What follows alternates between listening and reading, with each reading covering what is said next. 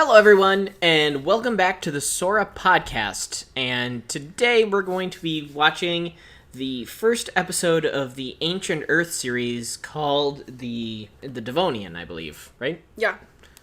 Yep, the Devonian.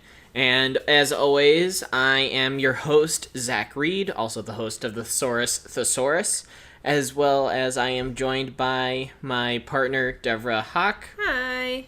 And we are going to be watching this on Curiosity Stream. It is under the Ancient Earth series. Might also be under Ancient Oceans. They keep changing it. Yes. So there is quite a few episodes under the Ancient Earth series, but right now we are covering the 5 Ancient Earth series that basically delve into the mass extinction events. So this is going to be the very first episode.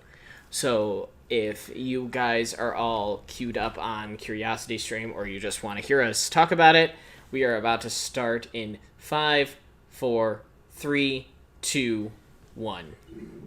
Meet the original Jaws. The 400 million year old nightmare. The original Jaws, but I don't see a lens flare. Fish. Basically, one of the first Jaws. Oh, I thought that was funny. Thanks. You did good. Yeah. You tried. Yeah. Fishes of all 40 feet long. Its head is bigger than I am, and its jaws look like paper cutters with this great big sharpened blade. Dunkleosteus was just one of dozens of doomed sea monsters that arose. There is research recently showing that Dunkleosteus might have had actual, skin covering its head. Which makes sense. If this is supposed to be its skull, why would its skull be exposed to the ocean? Like, all the recreations just show its skull outside its body. Like, there's no scales or anything over the skull. It's literally just the skull. It makes no sense if you actually think about it for like a half second. Oh, I saw a trilobite just meow. And here's our beautiful strat column. Oh God, I I want want a this print. digital I want a strat print column. out of it so badly. Curiosity Stream, will you send me a printout poster of this, please? I will pay for it. Oh no, it's you and our friend Cat Jordan's boy. That's not our boy. Where's the trilobite? There's a trilobite. Well, there's a trilobite, but the fish guy, you had it for your class. I had the fish guy for my class. It's a pin. I had Tiktaalik. That's not Tiktaalik. I thought that was Tiktaalik. No. Oh, look at them. You little trilobites. In the sea, we call Yeah, that's just a fish. because now the fishes have evolved, they're diversifying, and you get some whoppers. Wappas. The massive supercontinent of Gondwana, made up of South America, Africa, Antarctica, India, and Australia, is drifting away from the South Pole. They almost had all A's. So it was the original intercontinental land of nope. Europe and collided and raised up the land. And so for the first time you had this big land area with mountains and rivers running off of the mountains into the sea. Today, we know this mountain chain as the relatively diminutive Appalachians. Back then, they'd have risen higher than the Himalayas. And when they came thrusting up... Yeah, so in the East Coast says they have mountains. They aren't technically wrong. They're just very, very, very weathered mountains. They were old and weathered. And filled with the hillbillies. Major mountain chain closing off a seaway. So you're changing your climate locally because you're cutting off ocean circulation pathways. But there's another factor, and that is all during this period of early life, algae were producing oxygen as a waste product for photosynthesis. If you make enough oxygen goes into the atmosphere, that oxygen is hit by ultraviolet radiation and it changes into ozone. And so the planet really sort of makes itself habitable by first letting life produce oxygen, then the oxygen becoming ozone and cutting out the ultraviolet radiation and allowing the plants and the animals to come out of the water for the first time. So we need a lot of algae right now, is what I'm hearing. begin to spread inland. Though to be fair, too much algae then becomes constrictive. Yeah, there's an algal bloom in like a lake that essentially over oxidizes it to a point where it kills everything. because it also cuts off things like the solar radiation and other things. So too much oxygen can be toxic. There weren't flowers yet. So we just need the right amount of algae. And very It's the amount of exchange of carbon dioxide to We have plenty of carbon dioxide right now, so let's make some algae, folks. I also love Look at those dead eyes. Oh my god. Well, also, like, every time I've ever seen an interpretation... Oh my god. And no head button. What? I also like they... Where did its jaw go? I don't know. I also feel like I love that, like, it can't leave its jaw at all. It is dorky-eyed looking. This is Tiktaalik, or one of the close to Tiktaalik. So you have a variety of fish that actually. But no, I like how they always show Dunkleostes in this or other media as it doesn't have the ability to shut its jaw. Yeah, I was saying that. It's like a basking shark that just... Like, it would have had jaw muscles. Everything has jaw even the basking and, like, filter feeders are They all... can still close their mouth, just their neutral is open to allow... the filtration. Yeah. Sturdy fins to prop themselves up on. These fish are now in prime position to snap up. God, I feel like I'm watching a PS2 game. Right? We have our lovely strat column, and then we have this. The budget was on the strat It column. clearly was. The little air sacs off their tracheas. If the water was becoming stagnant, they could. Yeah, so a modern day analogy of these guys would be like mud skippers, where they kind of poke their heads out. They can walk around in the very, like, swampy, tidal flat areas, but they really can't breathe on land, survive on land for too long. That's what would be early fish on land, would be mud skippers. Getting the rag. Those mountains thrust up by the collision of Europe and America catch water evaporating off the seas, creating the first massive rains on Earth and the first freshwater habitats for the world's fish to explore.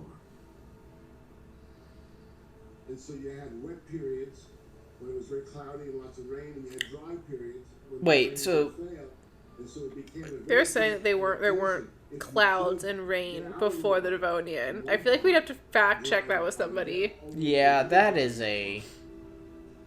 strat column, seismology... Like, there had... because- Sedimentology would have some data of that. Its limbs can't support its weight completely out of water. Because Oh. For a long time, Well, we've entered into nightmare fuel territory. evidence of evolution. Because clouds form whether there's elevation or not. Like, clouds form no matter what. You so, got there. Yeah, I know, thanks.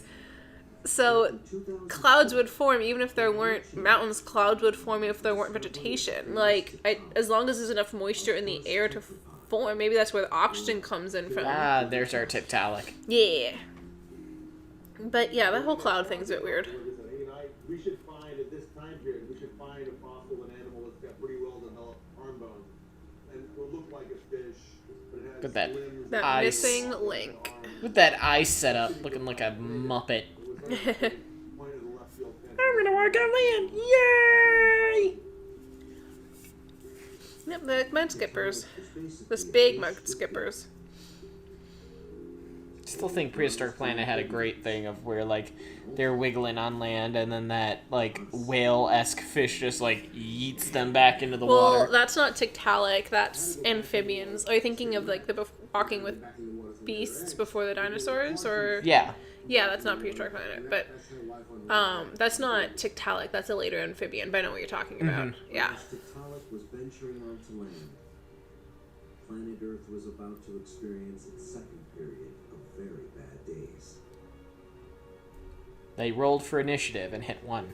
Oh, I was gonna reference, like, those, what was it, the book series that was, like, so-and-so in the very bad day or whatever? Oh, yeah, I know what you're talking about. That was a deep dive into the 90s, everybody.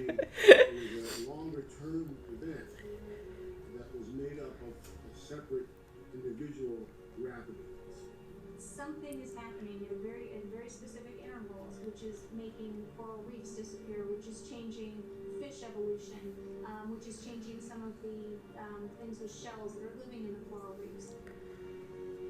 I mean, that's basically what we're going through now. Yeah, if you add too much calcium or carbon dioxide into the ocean, it becomes too acidic. That means it basically dissolves all the shells of animals that use calcium carbonate, and because the oceans are so acidic, they can't produce shells. So we're starting to see that now. We've seen it documented in the fossil record of ocean acidification leading to not only fish deaths because they obviously can't survive in a water that's too acidic, but coral reefs and other shell animals dying because their shells are literally being dissolved by their water. A forest and the byproducts of soil is that you have river discharge, it's submarine groundwater discharge that's full of nutrients. They're going to make a bloom, and that's going to choke the oxygen off for everybody else. Mm-hmm. What we think is coral reef today is nothing compared to what they used to be. And to add insult to injury, recent evidence indicates the Earth took it on the chin from an asteroid or other space rock. I don't know where they say this one landed. I don't either. It had to be a relatively small one, but I don't know where they say it lands. There are these little objects called microtectites. They are little drops of molten rock that were spewed out of the crater, and they're transported around the world. If you find a layer with microtectites, that means there was an impact somewhere on the Earth at that time. That's used for the most famous with the dinosaur extinction. Yeah. The period reveals that over the course of millions of years, the mysterious catastrophe spelled bad news for 3/4 of the species on Earth. Yes, it's a sad thing for the things that die, but there are winners and losers in every mass extinction. Though the vast majority of There was only one mass extinction where, like, life barely eked out. I think it's the Permian-Triassic one.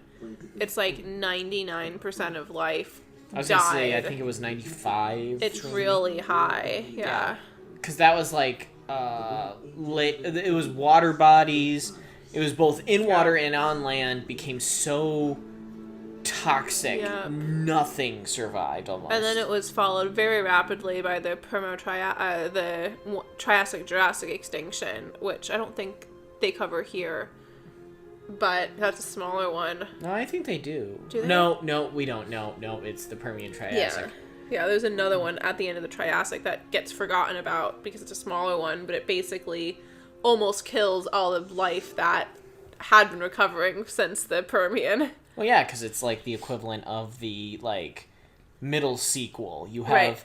the decent intro of the Permian-Triassic extinction that leads into, like, the dinosaur explosion, and then you go into the conclusion, the end game, which is the dinosaur extinction. Yeah.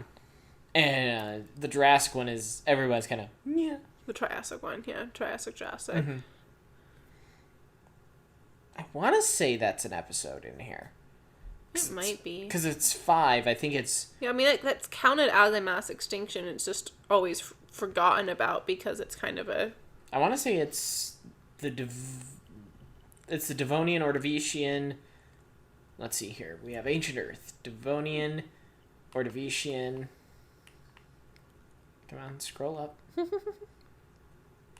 Internet work. Well, you'll find out if Ancient Earth on Curiosity Stream has an episode for the Triassic extinction. We know they have one for the Permian. Yes, so continue with us when we watch the Ordovician and the rest of the 3 other extinction events with Ancient Earth on Curiosity Stream. For now, I am Zach Reed with the Saurus Thesaurus, and this is my partner. And this has been Deborah Hawk. And we are History.